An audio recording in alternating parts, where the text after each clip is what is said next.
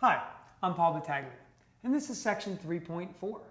Students come into section 3.4 having good knowledge of how to use the first derivative to analyze a function.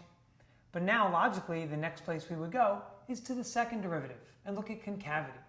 So the essential question we would like students to be able to answer at the end of section 3.4 is what is concavity and how do we find inflection points? Now that we've gotten to section 3.4, what you can do as the teacher is offer students a little bit more of an all-inclusive look at a function. What do I mean by that? Well, now I can ask students questions like, from top to bottom, here's a function. Tell me almost everything there is to know about that function. Tell me where it's increasing or decreasing. Tell me if it has maximums or minimums. Tell me where it's concave up or down. Identify any critical values or inflection points. All of these things are done using the first and the second derivative tests. And now that students are learning how to do this, it'll give them some confidence knowing that all the work that they put in, all those differentiation rules are now coming to fruition because now these tests are allowing us to analyze functions and tell people what we know about these functions. All the while, we're doing these things without a graph. Now, one thing we don't want to omit is we still want to look at places where now the second derivative doesn't exist. As we saw in section 3.3, sometimes students tend to ignore this. They only look for places where the derivative they're working with equals 0. So we have to remind them that we're looking for places where the derivative is 0, the second derivative, or where it's undefined.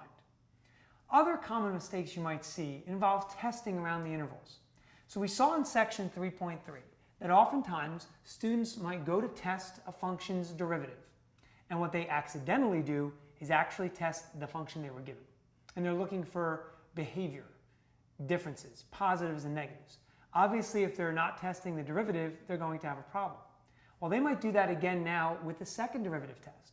What they might do is they might test the first derivative values instead of using the second derivative. Call students' attention to use of the second derivative test to analyze a function for extrema. Sometimes they overlook the idea that we can actually work with the second derivative if we know the first derivative has a critical value at certain spots. For instance, let's suppose that we know that f prime of 5 is equal to 0. And we know that the second derivative is negative at x equals 5. What can we conclude? Well, because the second derivative is negative, the graph must be concave down. Since the first derivative was 0 at x equals 5, there's a critical value there, indicating the possibility of extrema. So the conclusion that can be reached is that this function must have a relative maximum value.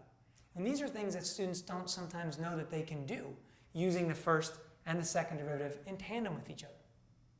Now, finally, a great lesson closure activity would be to flash a graph on the board. Here's what I would do. I would throw a graph on the board that is concave down and passes through, let's say, x equals 3. But I would tell students, you are looking at the graph of the first derivative of the function f. And what I'm then going to ask them to do is this. Order for me the values of f of 3, f prime of 3, and f double prime of 3 from least to greatest. This will give me an indication of whether or not they can make the connections that we saw using the first derivative test in section 3.3 and the second derivative test in section 3.4.